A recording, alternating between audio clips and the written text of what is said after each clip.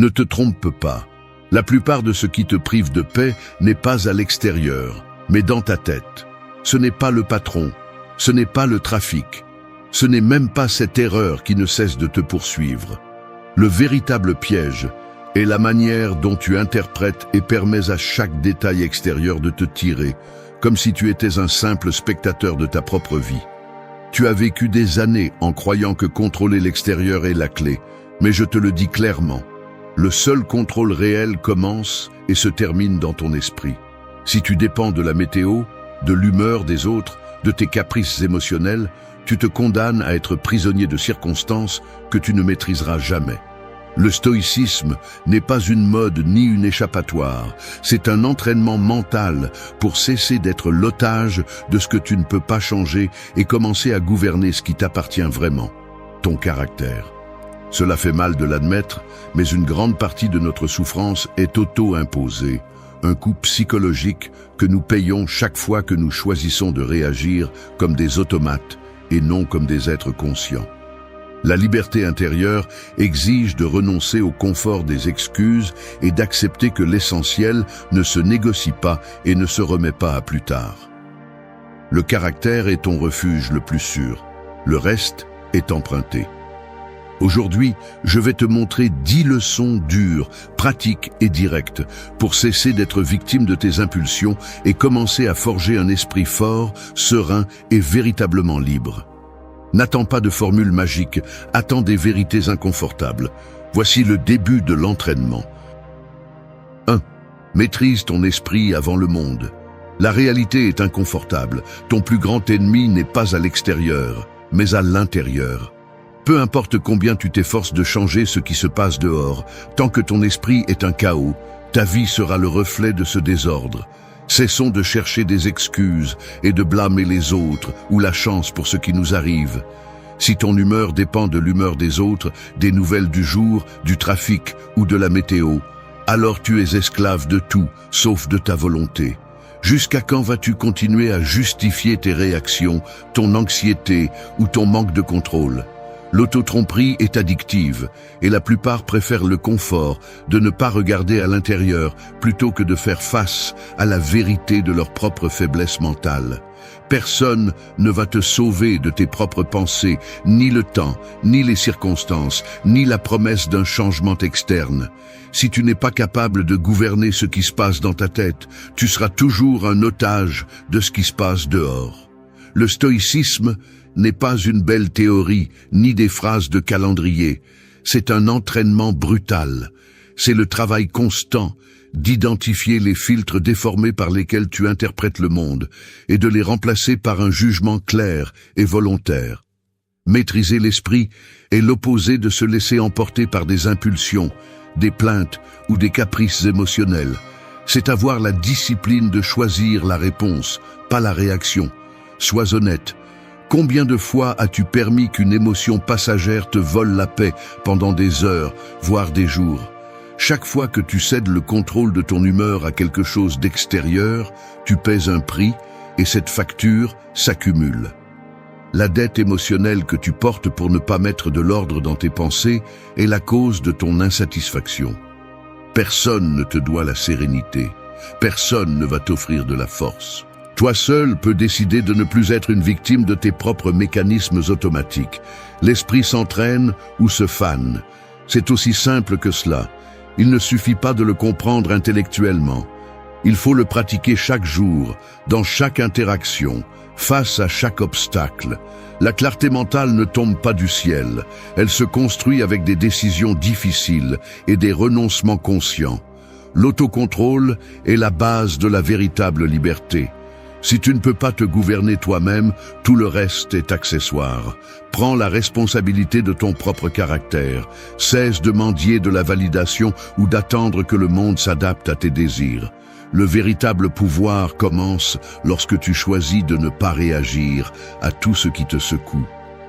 Maîtrise ton esprit avant le monde, car celui qui ne se commande pas lui-même ne commande rien. Voici la vérité. Ta vie dépend de ta discipline mentale, pas de la chance. 2. Sépare les faits des interprétations émotionnelles. Quelqu'un ne répond pas à un message. Tu ressens cet inconfort immédiat, l'impulsion automatique de combler le silence avec des interprétations. Il est sûrement fâché. Je ne l'intéresse plus. J'ai mal agi. Ce qui se passe dans la réalité est simple. Un message sans réponse. Mais l'esprit, entraîné à dramatiser, fabrique des histoires complètes à partir d'un minimum de données. C'est ici que se révèle le piège, notre tendance à confondre les faits avec des jugements émotionnels. Si tu ne t'entraînes pas à faire cette distinction, tu finiras par vivre dans un film que tu écris toi-même, mais qui coïncide rarement avec ce qu'il est vraiment. Le mécanisme est subtil et presque invisible. Un geste, un mot, une pause, n'importe quoi suffit pour que le vieux schéma s'active et que tu commences à interpréter tout à travers des filtres contaminés par l'insécurité, les attentes ou les blessures non résolues. Le résultat est prévisible. Anxiété, ressentiment, colère. Tu vis en réagissant non à ce qui se passe, mais à ce que tu crois que cela signifie. Si tu veux vraiment de la clarté et de la sérénité, tu dois disséquer chaque situation. Qu'est-ce qu'un fait? Qu'est-ce qu'une interprétation? Le fait est qu'ils n'ont pas répondu à ton message. Tout le reste est une construction de ta part. Le fait est qu'il pleut. Ce que tu interprètes sur la pluie, ce que tu y projettes. Aujourd'hui va être une mauvaise journée. Tout se complique. N'est pas la réalité. C'est un commentaire mental. Le stoïcisme enseigne à interrompre ce réflexe, à mettre en pause la machinerie d'interprétation automatique. Écrire la différence entre ce qui se passe et ce que tu penses de ce qui se passe est un exercice brutalement honnête. Tu découvres à quel point ta souffrance est optionnelle, à quel point tu es devenu accro aux récits émotionnels qui te dépouillent de ton pouvoir. Le défi consiste à ne pas te laisser kidnapper par la première émotion qui apparaît. À ne pas considérer comme vérité absolue l'histoire que ton esprit fabrique en quelques secondes.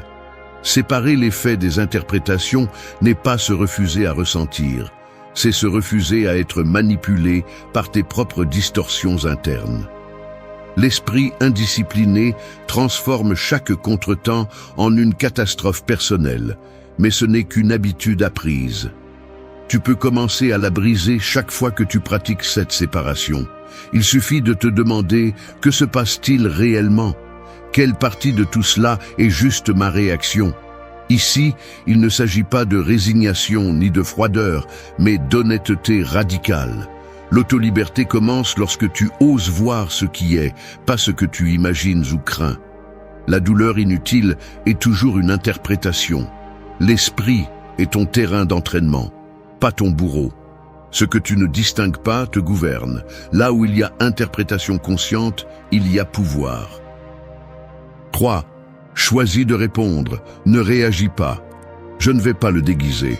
Parfois, je ressens l'avalanche de la réaction avant même de pouvoir l'arrêter. Un mot mal placé, un regard que j'interprète comme du mépris, un petit contretemps, et la machinerie interne s'active déjà. Le corps répond, l'esprit justifie, le vieux schéma d'impulsion demande de l'espace. Il n'y a rien d'héroïque ni d'épique dans ce premier mouvement automatique. C'est l'inertie d'années de conditionnement. Si l'on observe avec honnêteté, on remarque que dans chaque réaction, il y a un abandon immédiat de la souveraineté personnelle. C'est comme si, pendant un instant, tu cédais la clé de ton caractère à ce qui se passe à l'extérieur. La réaction est toujours le chemin le plus court, le plus confortable et le plus coûteux. Chaque fois que tu te laisses emporter, tu ne décides pas, tu ne fais que répéter. Tu suis simplement le chemin qui exige le moins et facture le plus. La réaction est bon marché, mais elle te coûte cher. Le problème est structurel. Nous confondons vitesse avec efficacité, spontanéité avec authenticité, intensité avec courage. Mais derrière chaque réaction automatique, il y a une chaîne de causes. La peur de perdre le contrôle, le besoin d'avoir raison, l'habitude de défendre l'ego comme si c'était la dernière frontière de la dignité. Ce sont des mécanismes qui se nourrissent de la paresse mentale et du désir d'éviter l'effort de penser avant d'agir. Si tu ne les identifies pas, ils te gouvernent. Si tu ne les entraînes pas, ils te fragilisent. La différence entre réagir et répondre est la différence entre être un reflet conditionné ou un individu conscient. Réagir, c'est être esclave de l'extérieur. Répondre, c'est exercer sa propre maîtrise. Voici le point critique. Il y a un espace minimum, parfois à peine perceptible, entre le stimulus et l'action. Cet espace est la seule propriété privée que tu as, le terrain où se joue ta véritable liberté. C'est là que naît la décision qui sépare ce que tu es de ce que tu ne fais que répéter. Répondre ne signifie pas réprimer ni nier ce que tu ressens. Cela signifie examiner avant d'agir, mettre sur pause le pilote automatique et te demander, même en silence, est-ce que ce que je suis sur le point de faire me représente ou ne fait que répéter le même scénario de toujours? La réponse consciente exige un investissement. Attention, remise en question, discipline émotionnelle. C'est pourquoi si peu de gens la pratiquent. Parce que choisir de répondre implique de payer le prix du délai, de supporter l'inconfort de l'autocontrôle et d'accepter la responsabilité des conséquences de ce que tu décides. Sans cet exercice, ta vie entière est hypothéquée à des impulsions extérieures et à des habitudes héritées que tu n'as jamais remises en question. La force ne réside pas dans la réaction immédiate, mais dans la capacité de choisir la réponse qui te construit, pas celle qui te détruit.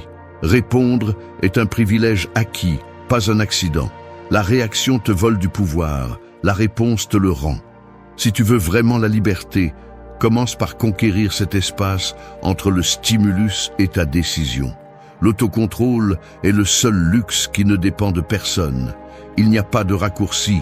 Tout ce que tu ne maîtrises pas te maîtrise. 4. Fais du caractère ta possession principale. Pense au caractère comme une pièce sculptée dans la pierre, non comme un masque flexible que tu changes selon l'occasion, mais comme une structure qui résiste au poids de la vie. Chaque jour, le monde te lance des fragments, des opinions extérieures, des provocations, des compliments, des opportunités faciles de trahir ce que tu dis être. Tu peux voir ces moments comme des coups de ciseaux ou comme des tentations qui érodent la forme de ton caractère. Les gestes les plus petits, ceux que personne ne voit, comment tu traites celui qui ne peut pas te rendre la faveur, la fermeté de ta parole quand il serait simple de te rétracter, la manière dont tu soutiens la vérité, même si cela te met mal à l'aise. Ce n'est pas ce que tu as, ni ce que tu montres, ni ce que tu parais. C'est ce qui résiste quand tout ce qui est accessoire s'effondre. Le caractère est le seul bien que tu ne peux pas perdre par accident. Tu ne l'abandonnes que par négligence ou lâcheté. C'est ainsi que se mesure ta valeur, non par les applaudissements, mais par ce que tu fais quand personne n'applaudit. Il y a une différence brutale entre accumuler des possessions et construire un caractère. La première est légère, facile à arracher ou à perdre. La seconde est la seule chose qui reste à toi quand tout le reste change. Celui qui base sa sécurité sur l'extérieur vit sur une corde raide. Chaque fois que le monde bouge, il ressent le vertige de l'insécurité. En revanche, celui qui fait du caractère sa plus grande possession peut marcher fermement même lorsque le sol tremble. L'intégrité ne dépend pas de la commodité du moment. C'est le résultat de centaines de décisions inconfortables que tu prends en privé. La vie quotidienne est pleine de ces micro-décisions. Choisir l'honnêteté quand mentir te coûterait rien. Garder son calme pendant que tout le monde perd la tête. Renoncer à la plainte facile et opter pour l'action. Chacune laisse une marque, ajoute ou retire à ce que tu es à l'intérieur. Il n'y a pas de plus grande pauvreté que celle de celui qui a tout, sauf lui-même. Le matériel est un prêt, le caractère est une propriété. Tu peux perdre la santé, le travail, la réputation, mais tant que tu restes fidèle à tes principes, tu es toujours maître de toi. Le caractère est le seul refuge qui ne s'enflamme pas au premier contretemps. La discipline de le construire exige de surveiller tes pensées, de filtrer tes motivations, de polir tes réactions. Cela implique d'accepter le coût de décevoir les autres plutôt que de te trahir toi-même. Il y a des moments où la vie te coince et t'offre des raccourcis. abandonner, mentir, s'adapter à ce qui te dégrade. Si tu cèdes, peut-être que personne ne le remarquera, mais toi, tu le sais. La pire perte est celle de la confiance en soi. Répète cela jusqu'à l'enregistrer. Rien d'extérieur ne peut te retirer ce que tu construis à l'intérieur. Le caractère est une richesse invulnérable. Fais-en ta possession principale et personne ne pourra te ravir la paix. 5. Priorise l'essentiel. Souviens-toi de ta finitude. Le temps que tu perds, personne ne te le rendra. C'est la blessure que tu ignores chaque jour pendant que tu te distrais avec le trivial, pendant que tu remets à plus tard ce qui compte vraiment et que tu te convaincs avec des arguments fallacieux que tu auras bien l'occasion. Tu ne l'auras pas. Si tu n'es pas capable de te regarder en face et d'admettre que ta vie est finie, tu continueras à offrir tes heures aux premiers caprices, au drame des autres, à l'urgence inventée. As-tu vraiment besoin d'un autre rappel pour comprendre que l'essentiel n'attend pas? Il n'y a pas de plus grande auto-illusion que de te croire immortel dans la pratique, même si tu répètes par cœur que la vie est courte. Prioriser l'essentiel implique une brutalité envers soi-même, couper sans pitié le superflu, cesser de justifier l'accumulation de tâches en attente, la surcharge d'engagements inutiles, l'addiction au divertissement sans but. Chaque fois que tu remets à plus tard ce qui est important, tu laisses l'inertie décider pour toi, et l'inertie ne sait que t'emmener vers la médiocrité. Tu n'es la victime de l'agenda de personne, ni de la désorganisation mondiale. Tu es l'otage de tes propres priorités déformées. Assez d'excuses. Personne ne va organiser ta vie sauf toi. Le stoïcisme n'est pas une invitation au minimalisme décoratif, c'est un mandat de lucidité. Reconnais ce qui a un poids réel et ce qui ne fait que prendre de la place. Ton temps est limité et ton énergie ne se régénère pas par magie. La plupart vivent comme s'ils avaient 1000 secondes chance, comme si les jours étaient une dette qu'on peut refinancer. Ce ne sont pas des secondes chances. Chaque jour que tu perds dans le superflu est un investissement perdu que tu ne récupéreras jamais. Ne te trompe pas.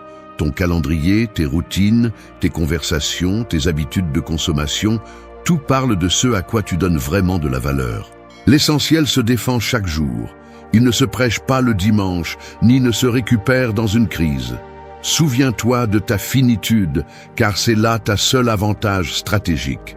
Quand tu es conscient que la mort est le seul dénouement garanti, les déchets émotionnels et les engagements vides perdent tout leur pouvoir. Celui qui oublie sa limite finit par vivre comme un touriste dans sa propre existence, toujours en attendant le moment idéal pour faire ce qu'il devrait déjà faire. Ne gaspille pas ta vie dans ce qui ne compte pas. Le courage n'est pas de faire plus, mais de faire seulement ce qui transforme. Ne te laisse pas distraire par le superflu. Tu seras jugé par ce que tu as priorisé, pas par ce que tu as accumulé. La sérénité est un privilège que seul obtient celui qui a le courage de se concentrer sur ce qui importe et l'humilité d'accepter qu'il n'y aura pas de seconde chance. Le temps est ta ressource la plus précieuse. Tu perds le contrôle quand tu oublies l'essentiel. Personne ne va te rappeler cela tous les jours.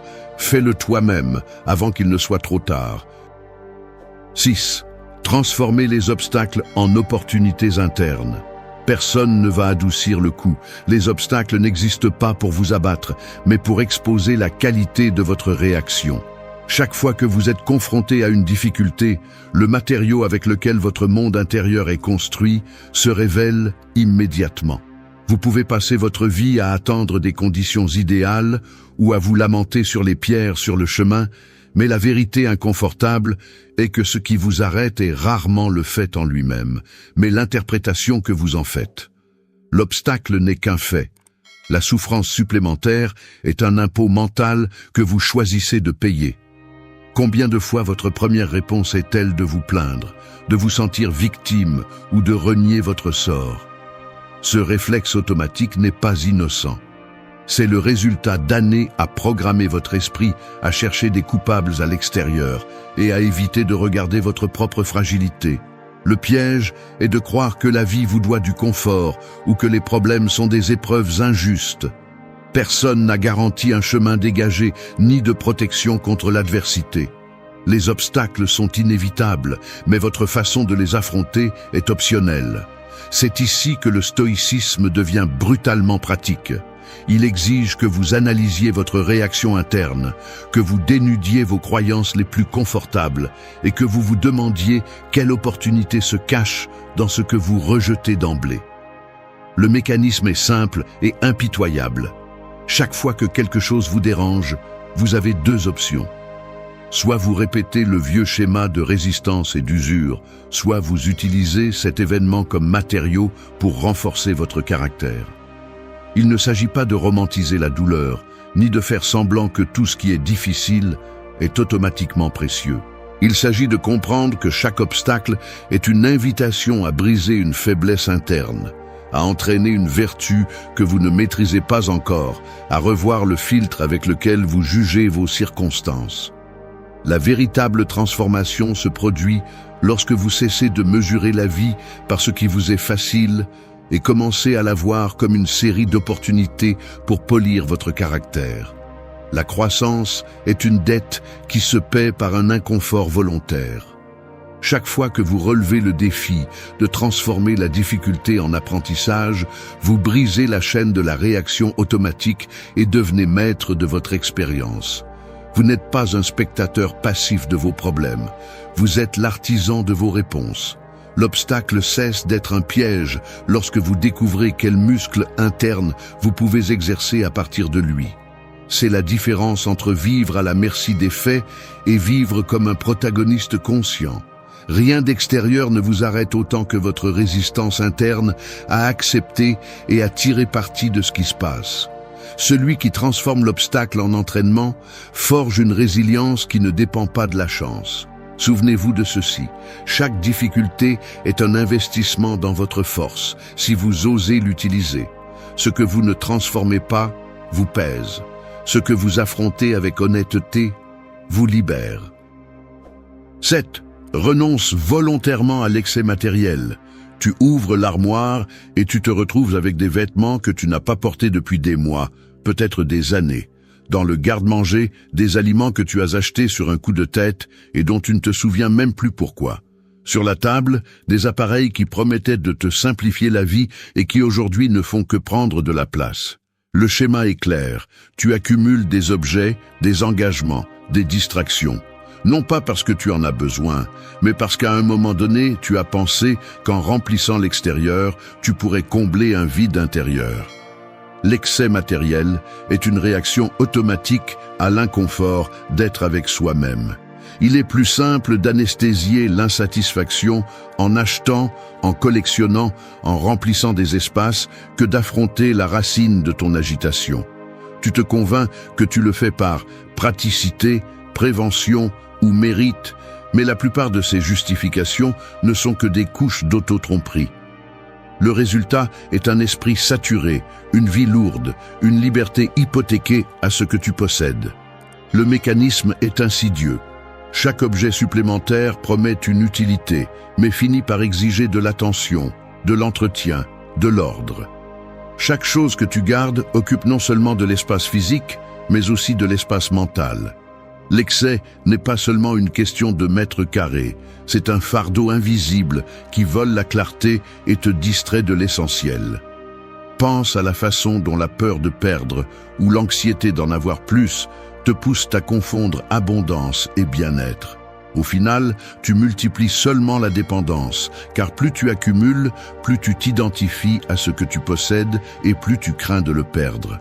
Ainsi, l'excès matériel n'est pas un signe de succès, mais d'insécurité mal gérée. La paradoxe est brutale. Tu cherches la sécurité dans ce qui, en réalité, te rend plus fragile. Renoncer volontairement à l'excès n'est pas un geste esthétique ni une mode passagère. C'est une stratégie d'auto-leaderie.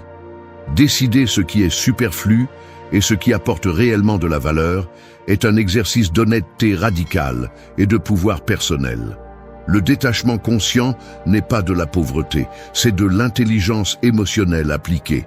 C'est s'entraîner à dépendre de moins en moins de l'extérieur et à renforcer le muscle de la suffisance interne. Lorsque tu choisis de lâcher prise, quelque chose se libère en toi. Tu cesses de mesurer ta valeur par ce que tu possèdes et reprends le contrôle sur ce qui compte vraiment.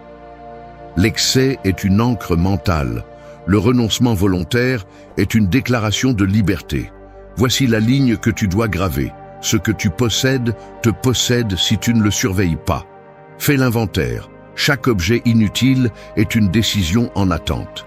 Il ne s'agit pas de vivre avec le minimum par dogme, mais de reconfigurer ta relation avec le matériel.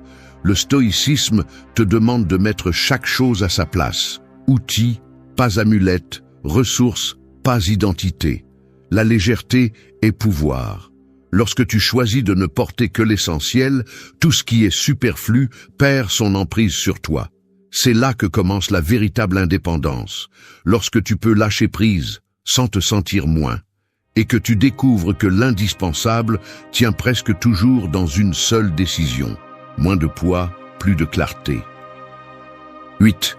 Accepte la réalité sans résistance inutile. Ce n'est pas facile à admettre, mais il y a des moments où je me surprends à serrer la mâchoire ou à fermer les poings sans m'en rendre compte. C'est comme si une partie de moi, profondément ancrée, se rebellait en silence contre tout ce qui ne se passe pas comme je le souhaite. Je vois mon reflet dans la fenêtre, tandis que la nouvelle inattendue apparaît sur l'écran de mon téléphone. Ou quand un plan change brusquement et que cette gêne physique, cette sorte de tension dans les épaules, s'installe immédiatement. Le corps le trahit avant l'esprit, la respiration se raccourcit, le geste se durcit, le regard cherche un point fixe, comme s'il essayait de résister à l'évidence que le monde ne va pas s'adapter à mes désirs. Il y a un instinct presque enfantin qui s'active et exige que les choses soient différentes, que l'inconfort disparaisse et que l'inévitable se plie à mes préférences. Mais la réalité ne négocie pas. Je peux voir la chaîne de micro-gestes qui se répètent chaque fois que je me résiste. Un soupir impatient lorsque la file avance lentement. Le froncement de sourcils quand quelqu'un dit quelque chose que je ne veux pas entendre, les doigts frappant la table pendant que j'attends qu'une situation hors de mon contrôle se résolve. C'est une séquence absurde, comme si serrer les dents pouvait changer le temps, ou comme si désirer qu'une autre personne agisse différemment avait un pouvoir réel. La résistance inutile s'immisce dans les moindres détails. Vouloir remonter le temps, effacer un mot déjà prononcé, éditer la réalité comme si c'était un fichier numérique. Mais la vie n'accepte pas les commandes d'annulation. L'honnêteté consiste à reconnaître que cette impulsion de s'opposer à ce qui est déjà n'augmente que l'usure. La tension mentale et physique s'accumule comme un poids inutile, une sorte de pénalité pour ne pas accepter le fait fondamental qu'il y a des choses hors de ma portée. La sérénité ne se construit pas en luttant contre l'inévitable, mais en apprenant à lâcher l'illusion de contrôle. L'esprit indiscipliné insiste pour se battre sur chaque détail, comme si l'entêtement était une vertu. Mais cela ne fait qu'augmenter la frustration, car rien ne change à l'extérieur lorsque tout ce que je fais est de résister à l'intérieur. Accepter n'est pas céder, c'est cesser de gaspiller de l'énergie dans des combats perdus d'avance. C'est regarder la situation telle qu'elle est, sans la maquiller ni la déformer, et décider de ce que je peux faire à partir de là. La résistance inutile est une dette émotionnelle qui ne se paie jamais. Elle ne fait que s'accumuler. Lorsque tu apprends à accepter ce que tu ne peux pas changer, tu regagnes du pouvoir sur ce qui dépend de toi. La liberté commence au moment où tu cesses de mendier à la réalité qu'elle soit différente. Respire, accepte et agis depuis ce sol ferme. Accepter est l'antidote contre la paralysie. La réalité ne se plie pas, mais tu peux cesser de te battre avec des fantômes. 9. Prends la responsabilité de ton propre destin. Tu es comme un architecte enfermé dans un bâtiment sans plan, attendant que les fondations se renforcent d'elles-mêmes, tout en croisant les bras et en lançant des reproches au climat, aux ouvriers, à la ville entière. C'est l'auto-illusion parfaite. Convaincu que la structure de ta vie dépend de facteurs extérieurs, tu t'exonères de toute responsabilité sur la forme finale. Mais la vérité est brutale. Le bâtiment, c'est toi et chaque étage que tu ne construis pas est ton choix, pas la faute de l'environnement. Arrête de chercher des coupables dans la topographie, dans la pénurie de matériaux ou dans les bruits extérieurs. Le manque de progrès n'est que le reflet de tes décisions remises à plus tard et de ta peur de prendre le contrôle. Il y a ceux qui préfèrent rester à réviser éternellement la liste des obstacles, attendant le signal magique qui justifierait leur stagnation, mais ce qu'ils réussissent à faire, c'est perfectionner l'art de la plainte et de la paralysie. Si tu te convaincs que le destin est une succession d'accidents et non de choix, tu finis par devenir l'otage de tes propres excuses. Personne ne va construire tes murs, ni installer tes fenêtres, ni concevoir les couloirs par lesquels tu veux te déplacer. Blâmer le hasard, tes parents, l'économie ou la malchance ne construit rien. Cela ne fait qu'accumuler la poussière sur l'œuvre inachevée de ton caractère. La vérité inconfortable est que l'autoresponsabilité n'est pas une option décorative, c'est un impératif de vie. Tant que tu continues à attendre la permission de quelqu'un d'autre, tu ne seras jamais maître de ton histoire. Celui qui s'installe dans le rôle de victime ne fait que perfectionner l'habitude d'abdiquer son pouvoir. Il est plus facile d'être spectateur de ta vie que d'agir en tant qu'auteur réel, mais c'est le prix de la médiocrité. Ton destin ne dépend pas d'un coup de chance, mais de la discipline brutale de décider et d'assumer les conséquences. Il n'y a qu'une seule loi ici. Ce que tu ne choisis pas, tu le choisis par omission. Il n'y a pas de neutralité dans la construction de ton destin. Chaque évasion est une renonciation, chaque justification est une brique qui manque. Personne ne va te sauver, n'est pas une menace. C'est la liberté la plus crue qui existe.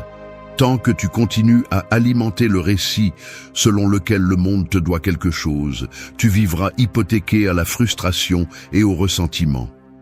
Le seul chemin vers une véritable indépendance passe par la prise en charge de chaque décision, même celles qui te mettent mal à l'aise ou te mettent en exposition. Ta biographie n'est pas un accident, c'est une succession de choix quotidiens, de renoncements douloureux et d'engagements inconfortables que tu assumes ou éludes. Le courage de prendre le gouvernail est la différence entre une vie propre et une existence empruntée. Tu n'es pas un accident de tes circonstances, tu es le résultat de tes choix. Choisis de te construire ou accepte de disparaître dans la multitude de ceux qui attendent éternellement. 10. Cultive l'ordre et la force, quoi qu'il arrive. Rien ne s'organise tout seul, le chaos est la loi par défaut. Le reconnaître n'est pas se résigner, c'est le premier pas pour cesser d'attendre que la sérénité arrive comme un visiteur inattendu.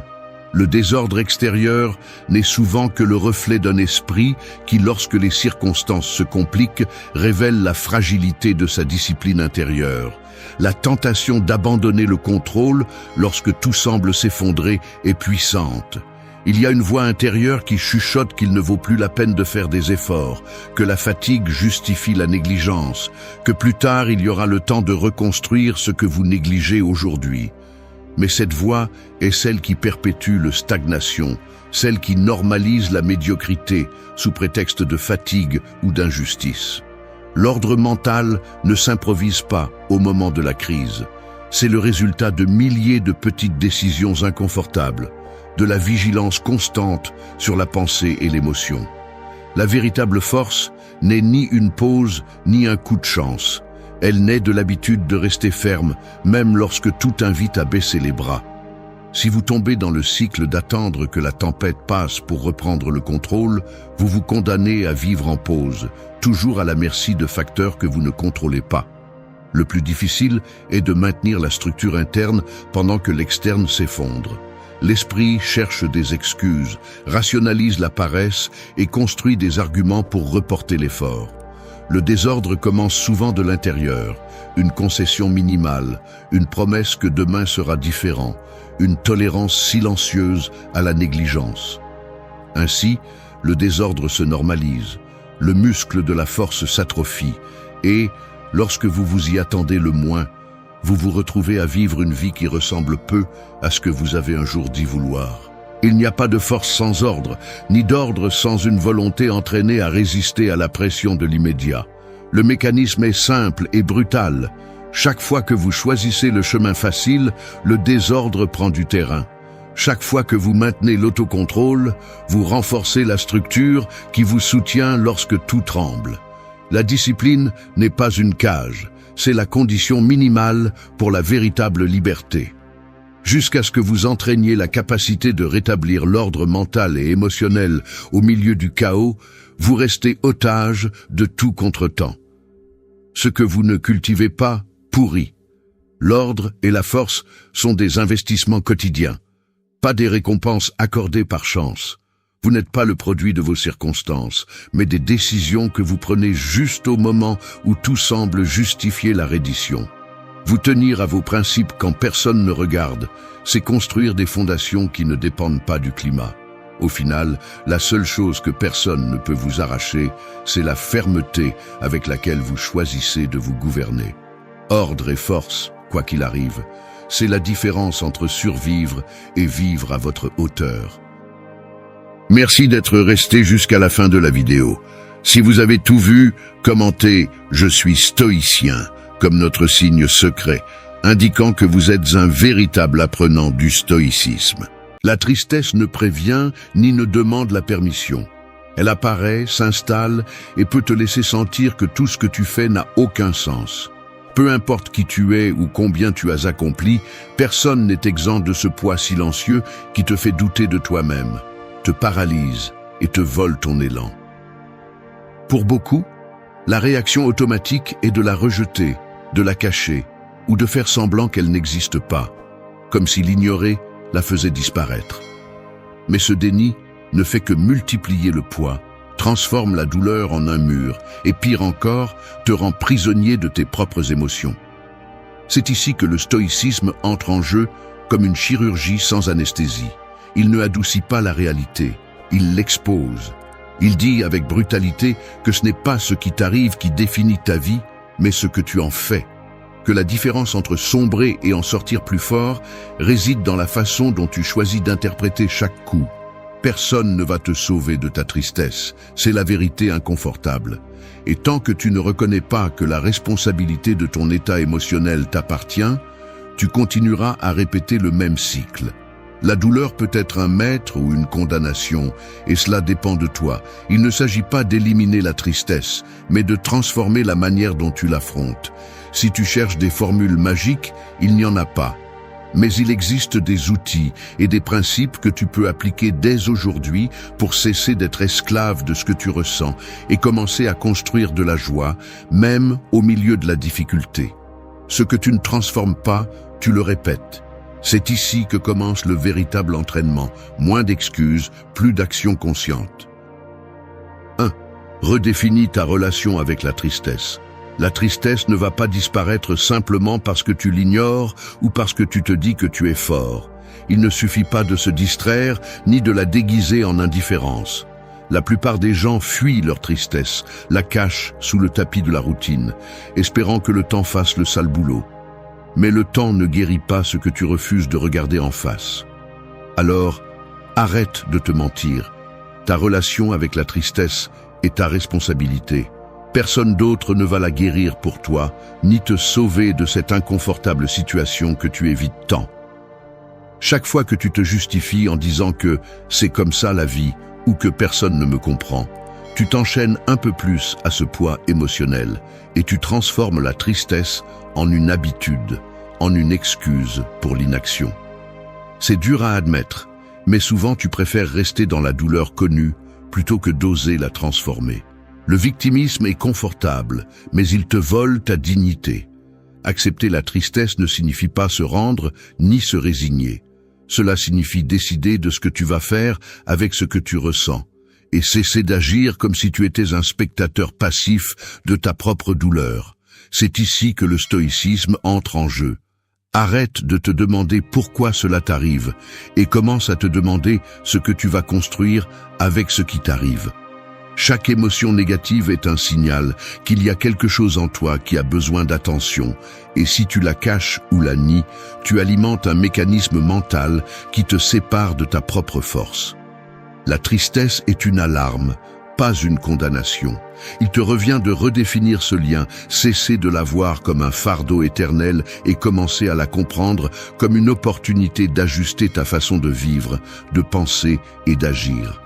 Ne tombe pas non plus dans le piège bon marché de croire que ressentir de la tristesse te rend plus profond ou spécial. Ce romantisme ne fait que perpétuer l'idée que la souffrance est ton identité. La tristesse peut t'apprendre, mais seulement si tu as le courage de l'affronter sans embellissement ni drame. Il faut une honnêteté brutale.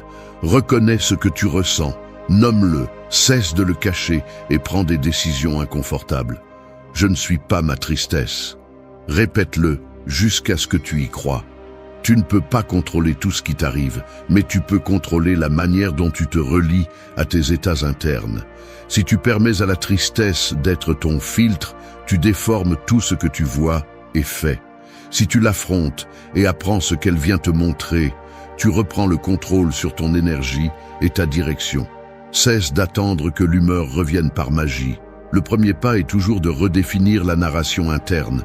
La tristesse n'est pas la fin, c'est un tournant. Ta vie ne s'améliore pas si tu continues à alimenter des pensées défaitistes. Elle s'améliore lorsque tu assumes la responsabilité de réinterpréter ce que tu ressens. Personne ne va faire ce travail pour toi. Le véritable changement commence lorsque tu cesses de négocier avec tes excuses et choisis avec fermeté une nouvelle norme pour ton bien-être émotionnel. Ne te contente pas de survivre. Tu mérites d'avancer, mais seulement si tu le décides par des actes, pas par des désirs. 2. Choisis consciemment comment tu interprètes ce qui se passe. Tu te réveilles avec l'estomac noué parce que tu te souviens de ce qui s'est passé hier ou de l'inquiétude que tu as pour demain. Tu te lèves, tu vas aux toilettes, tu te regardes dans le miroir et là, c'est là, cette sensation que la journée commence en pente. Tu commences à passer en revue mentalement tes tâches, les mots qu'on t'a dit, les choses qui se sont mal passées, et sans t'en rendre compte, ton humeur est déjà conditionnée.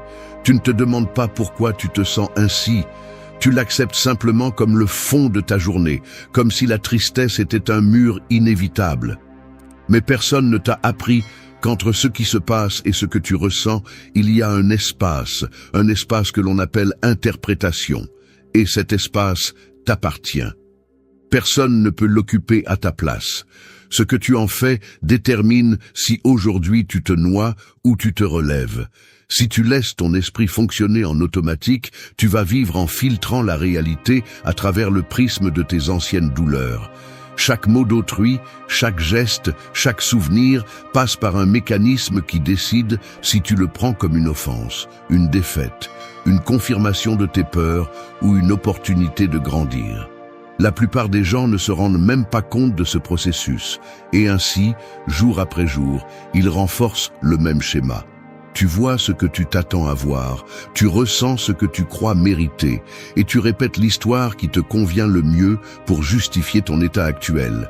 L'interprétation n'est pas neutre, c'est un investissement d'énergie. Tu passes ta vie à croire que tu réagis à ce qui t'arrive, alors qu'en réalité, tu réagis à ce que tu penses de ce qui t'arrive. Et cette nuance change tout. Le stoïcisme ne te dit pas de devenir de pierre. Il te parle de liberté, liberté de décider comment tu comprends ce qui t'arrive, même au milieu de la douleur. Tu peux choisir si un échec est un signe que tu ne sers à rien ou une opportunité d'ajuster ta trajectoire. Tu peux décider si une perte est le début de la fin ou le commencement d'une nouvelle étape. Chaque fois que tu choisis consciemment comment interpréter un fait, tu diminues le pouvoir de la tristesse automatique et tu récupères un peu de contrôle sur ton humeur. Si tu ne t'entraînes pas à ce muscle mental, la vie va te traîner selon le climat émotionnel du jour. Mais si tu assumes le coup de penser différemment, tu deviens le protagoniste de ton propre processus. Je ne te demande pas de te mentir ni de peindre tout en optimisme forcé. Je te demande d'observer avec une brutalité honnête quelle histoire tu te racontes et si cette histoire te rapproche ou t'éloigne de la vie que tu souhaites. La tristesse, souvent, ne vient pas de ce que tu perds, mais de l'interprétation rigide et fataliste que tu choisis sans t'en rendre compte. Ce qui se passe est une chose, ce que cela signifie pour toi en est une autre. Et là se trouve le pouvoir. tu peux toujours réécrire le sens. Choisis encore et encore le sens que tu donnes à ce que tu vis.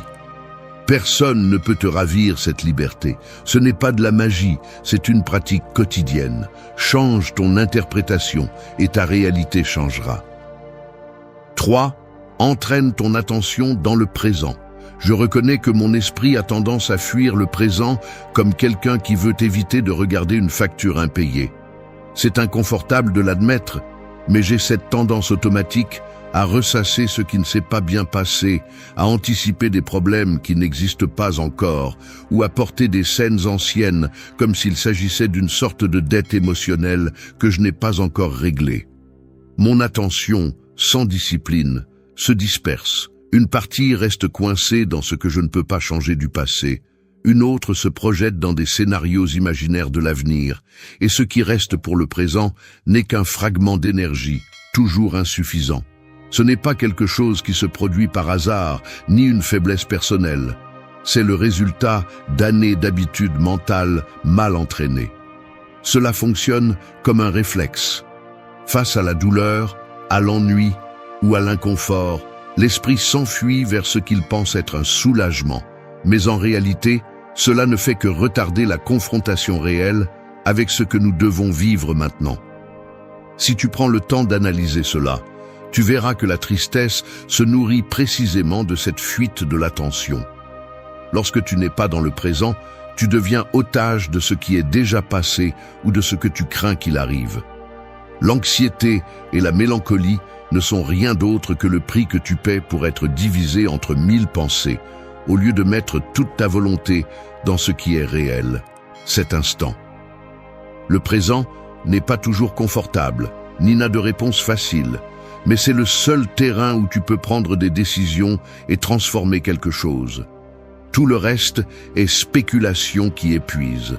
En fait, chaque fois que tu te surprends à revivre le passé ou à imaginer un désastre futur, tu utilises ton attention, ta ressource la plus précieuse, pour renforcer des émotions qui n'ajoutent rien, elles ne font que soustraire.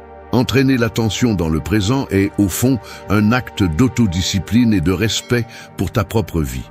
Personne ne va te donner cette approche, et ce n'est pas une question de répéter des phrases superficielles sur « vivre l'instant ». Il s'agit d'un travail mental conscient. Chaque fois que tu te surprends à fuir le maintenant, tu dois rediriger ton énergie, sans négociation, comme quelqu'un qui entraîne un muscle qui a été atrophié pendant des années. C'est inconfortable au début parce que le cerveau préférerait rester dans le drame connu ou la peur anticipée. Mais la réalité est que le bonheur ne se construit que lorsque tu assumes la responsabilité d'être ici, avec tout ce que cela implique. La présence est la base de la paix intérieure. Le reste est du bruit qui te distrait de l'essentiel. Si tu parviens à maintenir ton attention sur ce qui se passe, sur tes sensations, tes actions, tes véritables besoins, tu démontes le mécanisme qui alimente la tristesse chronique. Cesse d'hypothéquer ton bien-être sur la base de ce que tu ne peux plus modifier ou de ce qui n'est même pas sûr d'arriver. Être présent, c'est choisir, encore et encore, la vie réelle plutôt que les fantasmes mentaux qui ne font que fatiguer. Si tu veux retrouver la joie, commence par discipliner ton attention. La vie ne se passe que maintenant. 4. Agis, même si la motivation est minimale. Il y a des jours où la vie ressemble à une pièce dans l'obscurité, où tout semble immobile et l'air devient lourd. Tu observes l'horloge, les heures passent comme si elles ne t'appartenaient pas, et chaque mouvement semble coûter le double comme si la tristesse t'avait mis un gilet de plomb. Le corps se sent maladroit, les épaules tombent, le regard reste fixé sur un point, presque sans cligner des yeux. La motivation n'arrive pas. Elle ne répond même pas aux appels mentaux. Il n'y a qu'une inertie dense, une résistance invisible qui t'attache à la chaise, au lit ou aux mêmes routines sans âme. Mais ce que presque personne ne te dit, c'est que attendre de ressentir l'envie de bouger est un piège. La motivation n'est pas un billet d'entrée, c'est une conséquence. Personne ne se sent inspiré avant de commencer. C'est seulement après avoir fait les premiers pas que l'enthousiasme commence à se réveiller timidement, comme un muscle froid qui ne s'active que lorsque tu l'utilises. Il n'y a pas de magie là-dedans, juste de la physique. L'énergie se crée dans le mouvement, pas dans l'attente. Observe les gestes de ton corps lorsque tu décides de te lever sans envie. Le pied qui touche le sol, les doigts qui cherchent un soutien, le dos qui se redresse peu à peu.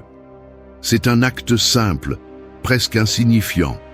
Mais dans ce geste minimal, tu es déjà en train de reprendre du terrain.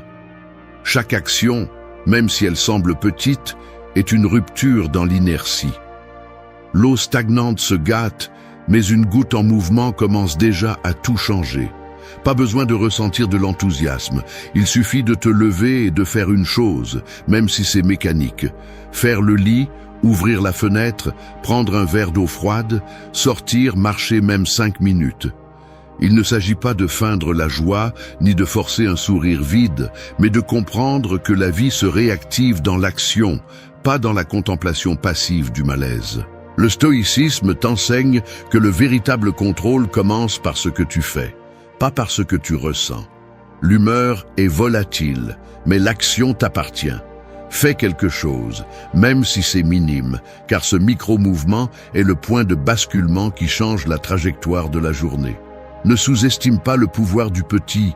La somme de gestes simples, répétés avec discipline, est ce qui reconstruit la confiance et affaiblit la tristesse. Attendre d'avoir envie, c'est céder le gouvernail à l'apathie. Le corps, tout comme l'esprit, a besoin de signaux clairs que tu ne t'es pas rendu. Action avant motivation, toujours.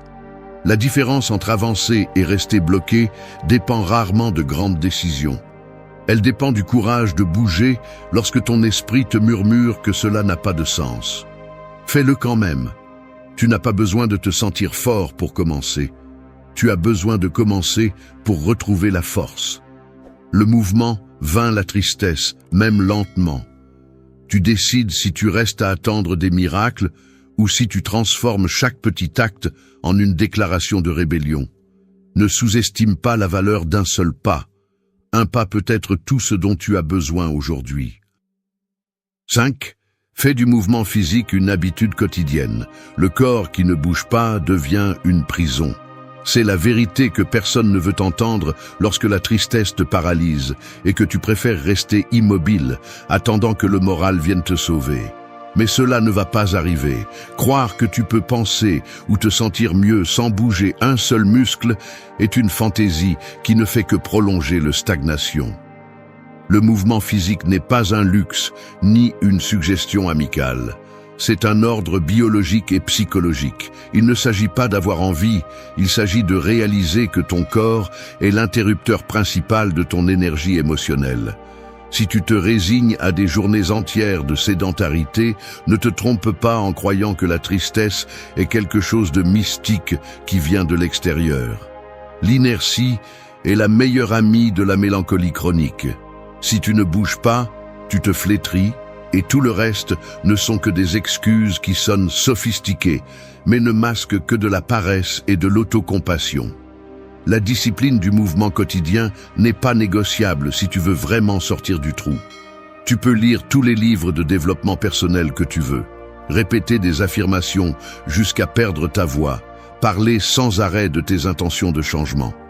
Rien de tout cela ne remplace le signal brutal et direct que ton cerveau reçoit lorsque tu décides d'utiliser ton corps, même sans aucune envie. Chaque pas, chaque étirement, chaque exercice est une déclaration de guerre contre l'habitude de te laisser sombrer dans ta propre torpeur. Tu n'as pas besoin d'équipement de gym ni de routine héroïque. Tu as besoin de courage pour te lever, même si c'est juste pour marcher 10 minutes, même si tu n'arrives qu'à t'étirer sur le sol et à sentir le poids de ton corps. Ce qui compte, ce n'est pas l'intensité, c'est la régularité.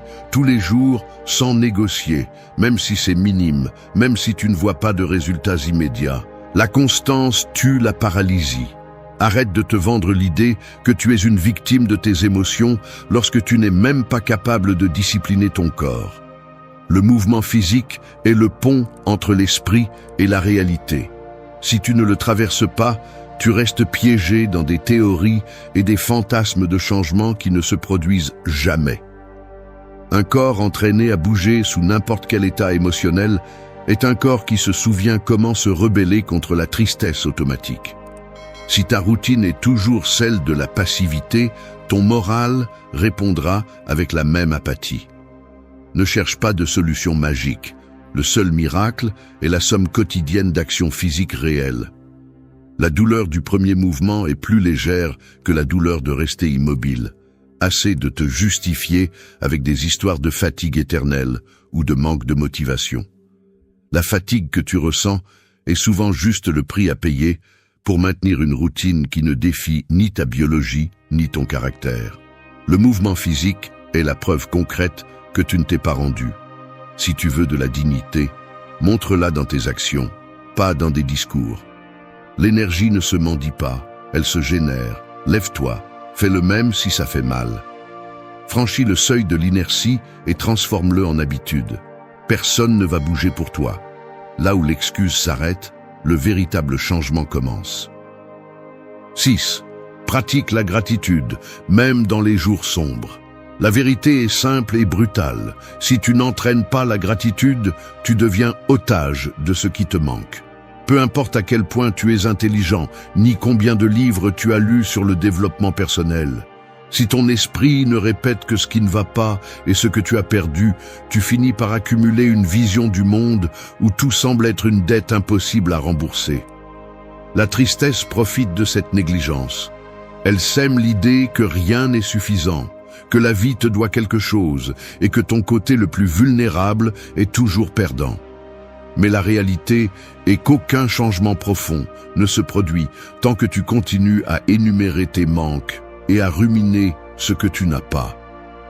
La gratitude n'est pas un luxe pour des optimistes naïfs, c'est une discipline mentale et émotionnelle qui se gagne à la sueur de son front, surtout quand il te coûte le plus de trouver des raisons de remercier. Parfois, tu te découvres, sans t'en rendre compte, à regarder la vie avec une loupe déformante, où tu ne vois que les fractures, les erreurs, les trahisons, tout ce qui a mal tourné. Il est facile de rester piégé dans ce mécanisme, car le cerveau est conçu pour détecter les menaces et les problèmes. C'est un biais de survie, mais pas de plénitude. Le problème survient lorsque tu transformes cette habitude en ta seule façon de regarder. Tu finis par croire que la tristesse est inévitable et que la gratitude n'est qu'une fantaisie superficielle. Cependant, ce qui transforme vraiment ton expérience, c'est la décision consciente de chercher de petits faits, des détails minimes, qui brisent ce filtre négatif. Il ne s'agit pas de nier la difficulté, ni d'inventer de fausses raisons pour te sentir mieux, mais d'entraîner l'esprit à reconnaître que, même dans les jours sombres, il existe des fragments de valeur et des moments qui méritent d'être honorés. Remercier n'élimine pas la douleur, mais cela t'empêche de rester défini par elle. Remets en question cet élan intérieur à mépriser ce que tu as, parce que cela ne correspond pas à tes attentes. Cette insatisfaction chronique est, bien souvent, un piège mental qui te vole l'opportunité de te connecter à la réalité. La gratitude est une forme de rébellion contre cette narration de manque. C'est dire à ton esprit, tu n'es pas seulement ce qui te manque, tu es aussi tout ce que tu as déjà surmonté. Si chaque matin tu choisis, ne serait-ce qu'une minute, de reconnaître une seule chose qui reste debout, un ami qui demeure, la capacité de respirer, un souvenir qui te soutient, un petit accomplissement qui semblait impossible hier, tu commences à affaiblir le système interne qui alimente la tristesse automatique. La gratitude est une discipline, pas un état d'esprit passager. Entraîne-la comme on renforce un muscle qui a été atrophié trop longtemps. Tu n'as pas besoin d'attendre que tout s'améliore pour la pratiquer. En fait, les jours les plus difficiles sont ceux qui l'exigent le plus. La gratitude est l'outil qui recalibre ta perception et te redonne ta dignité, car elle t'oblige à cesser de mesurer ta vie uniquement par les douleurs et les pertes. Parfois, remercier est l'acte le plus courageux, car cela défie la logique du ressentiment et de la plainte. Décide, sans négocier, de chercher ce qui reste encore, ce qui peut encore croître, ce qui mérite encore ton respect. La gratitude n'est pas du conformisme, c'est de la clarté. C'est se rappeler que, même si la tristesse insiste pour te réciter sa liste de dettes, tu peux choisir sur quoi concentrer ton énergie. Tu n'es pas seulement ce qui te manque. Tu es tout ce que tu remercies et tout ce que tu es encore capable de reconnaître. 7. Donne un sens à ta douleur en aidant les autres. Tu sors dans la rue la tête baissée, ressentant le poids de ton propre malaise, et en croisant quelqu'un qui traîne des sacs lourds ou lutte avec une porte, tu hésites un instant avant d'aider. La tristesse a tendance à t'enfermer dans une sorte de capsule mentale où n'existe que ta propre douleur, comme si le reste du monde s'était estompé. Ce circuit fermé est l'une des plus grandes erreurs de l'esprit. Plus tu souffres, plus tu t'isoles. Plus tu t'isoles, plus la douleur s'intensifie. C'est un cercle vicieux si automatique que tu ne le remarques même pas. Mais si tu l'analyses de près, tu verras que la tristesse te pousse à te regarder le nombril et à chercher des raisons pour justifier pourquoi ta souffrance est spéciale, différente, presque intouchable par la réalité des autres. Le résultat est que la vie se rétrécit et le sens s'évapore. La plupart des gens ne comprennent pas qu'à ce stade, aider les autres n'est pas seulement un acte altruiste, c'est une stratégie de survie émotionnelle. La psychologie le souligne clairement. Lorsque le focus est fixé sur soi-même, tout malaise tend à se magnifier. Le cerveau commence à fonctionner en mode pénurie, ne voyant que ce qui manque, ce qui fait mal, ce qui ne peut pas être changé. Mais si tu t'obliges, même de manière forcée au début, à intervenir dans la vie d'un autre, quelque chose dans cette machinerie interne se recalibre. Il ne s'agit pas de faire de grands gestes héroïques, ni de devenir une sorte de sauveur professionnel. Un message sincère, écouter celui qui va moins bien que toi, offrir ton temps ou ton expérience, même si la motivation est minimale, suffit. Dans cet acte, tu brises l'enfermement mental. L'énergie que tu utilisais pour tourner sur ton propre axe se redirige vers l'extérieur, et cela constitue déjà un changement de dynamique.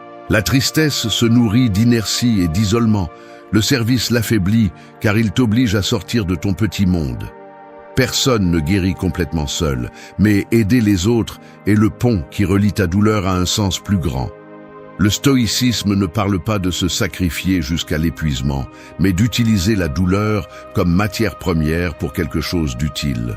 Si tu attends seulement de te sentir bien pour aider, tu n'agiras jamais. La douleur qui n'est pas partagée se gâte, devient ressentiment ou auto-indulgence. Mais lorsque tu décides, consciemment, de transformer ton inconfort en action concrète envers l'autre, tu convertis un état passif en une déclaration de pouvoir. La douleur partagée perd de sa force.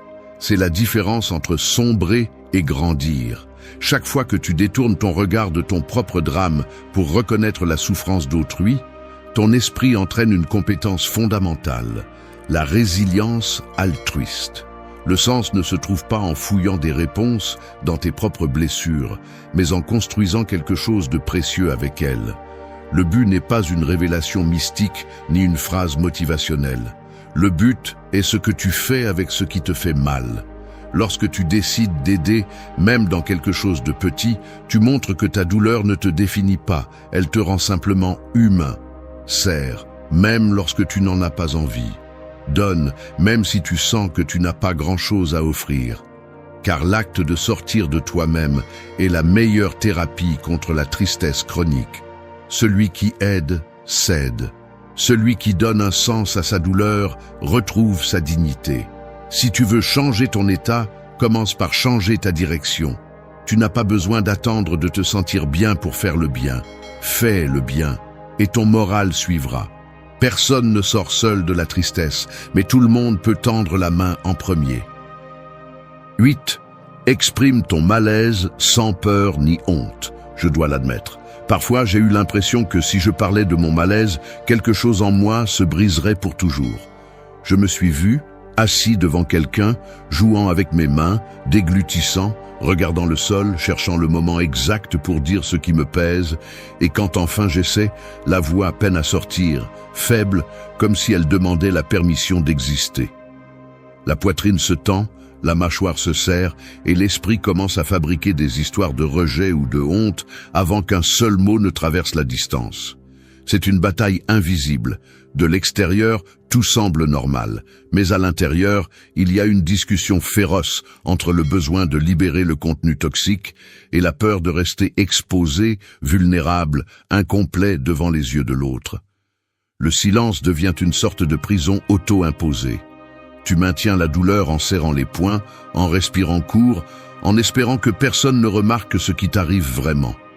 Et pourtant, le corps envoie des signaux. Les mains transpirent, les épaules se haussent, le regard se perd. Tout cela est ton système d'alarme demandant que tu cesses de cacher ce qui fait mal. Exprimer le malaise n'est pas un acte de faiblesse, c'est un exercice de dignité. Il n'y a pas de vertu à se taire sur ce qui te submerge, ni d'honneur à faire semblant qu'il ne se passe rien pendant que tu t'effondres de l'intérieur. La tristesse ne se dissout pas dans le silence. Au contraire, ce que tu tais s'accumule dans les gestes, dans les humeurs, dans les décisions que tu prends à moitié, dans les nuits où l'insomnie est le prix à payer pour ne pas t'être permis d'être honnête. Parler, c'est rompre le cycle de la répression.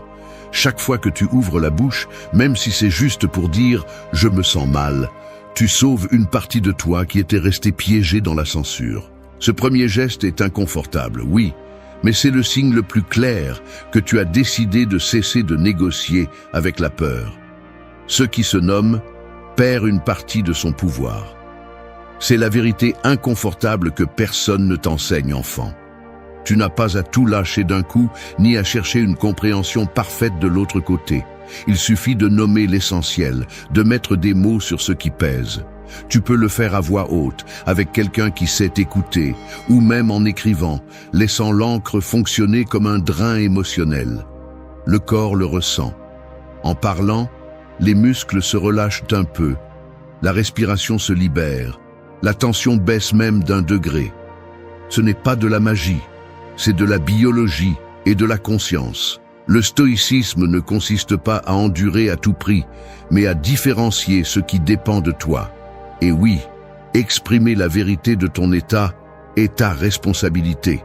Ne te trompe pas en croyant que tu seras plus fort en te taisant. Ce que tu réussis, c'est à porter un sac à dos de plus en plus lourd et à faire semblant de ne pas le sentir. Le véritable courage n'est pas de supporter en silence, mais de te montrer humain, même si la voix tremble. La peur d'être jugé n'est qu'un filtre mental. La plupart des gens portent aussi leur propre fardeau et comprendront beaucoup plus que tu ne l'imagines. Parfois, le simple acte de dire « cela me fait mal » ouvre un espace où la tristesse se transforme, même si ce n'est que de manière minimale, en possibilité de soulagement ou, au moins, en un repos pour le corps et l'esprit. Tu n'as pas besoin de permission pour ressentir, ni pour l'exprimer.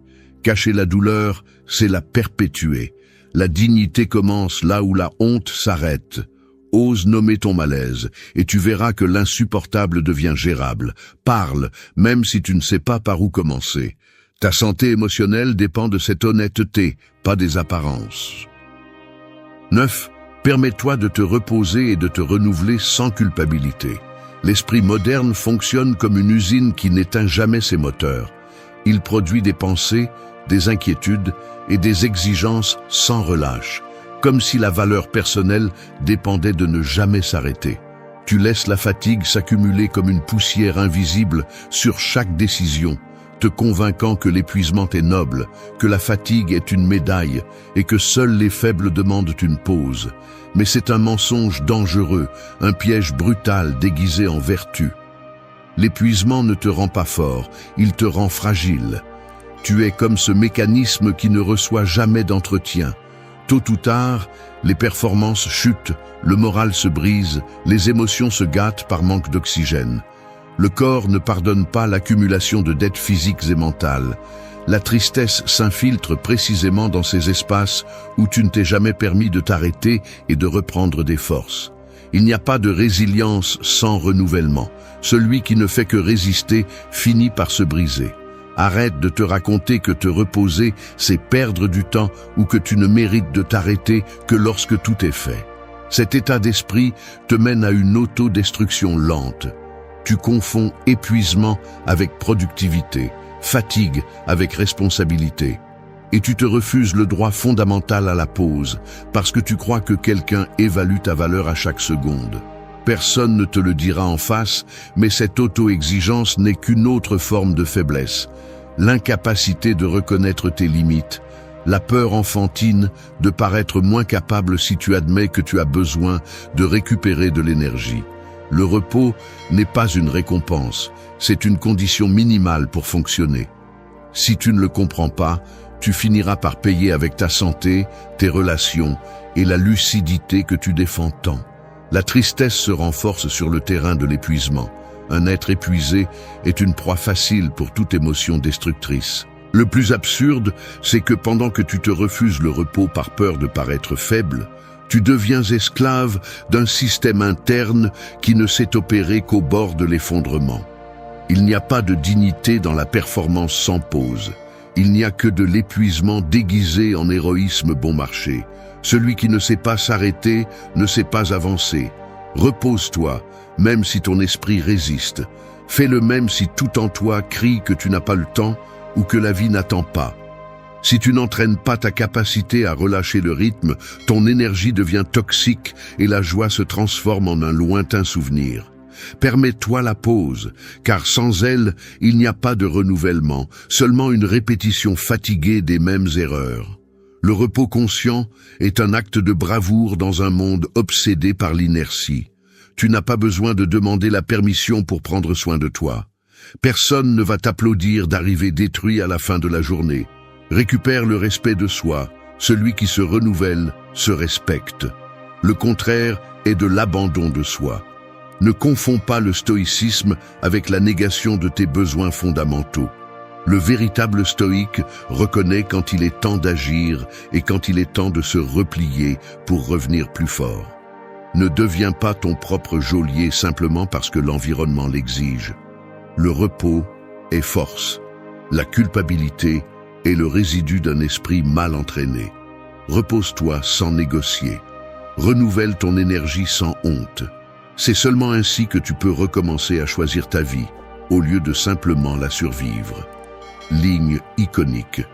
Le repos n'est pas une faiblesse, c'est une discipline supérieure. 10. Fais de l'engagement personnel ta plus grande force. L'engagement personnel est la différence entre vouloir changer et vraiment changer. Il n'y a pas moyen d'adoucir cela. Si ta parole envers toi-même a peu de valeur, toute technique, tout livre, tout conseil finit par n'être que du bruit de fond. Ce qui sépare la résignation de la transformation, c'est ce pacte silencieux et brutal de ne plus négocier avec tes excuses. La plupart d'entre nous veut se sentir mieux, mais n'est pas prête à supporter l'inconfort quotidien que demande la véritable amélioration. Nous nous remplissons d'intentions, de projets à moitié réalisés, de promesses reportées, comme si le simple fait de vouloir avait un poids réel sur le résultat. Mais la vie ne répond qu'à ce que tu fais de manière soutenue, pas à ce que tu rêves quand personne ne te voit. Quand je parle d'engagement, je ne fais pas référence à une motivation passagère, ni à un élan de volonté qui s'éteint dès que la tristesse revient. Je parle d'une décision intérieure, presque contractuelle, de cesser de trahir tes propres limites et de faire, chaque jour, ce que tu as dit que tu ferais, même si l'esprit demande une trêve, même si le corps proteste, même si personne ne t'applaudit. Le mécanisme est simple, mais inconfortable.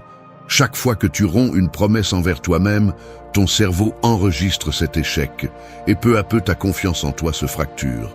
Le résultat est une chaîne invisible de petites trahisons quotidiennes qui pèsent plus que n'importe quelle douleur extérieure.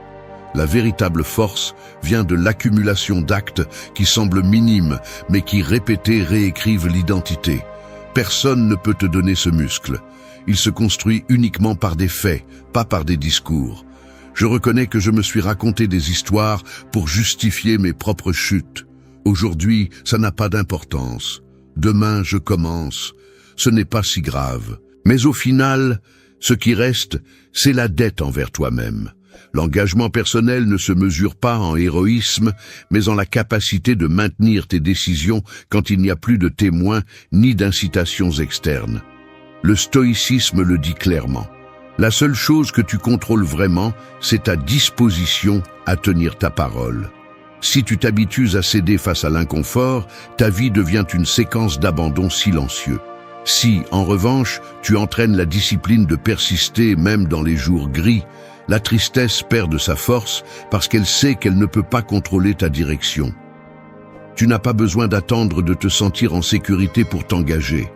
Au contraire, l'engagement est ce qui façonne la sécurité à force de répétition.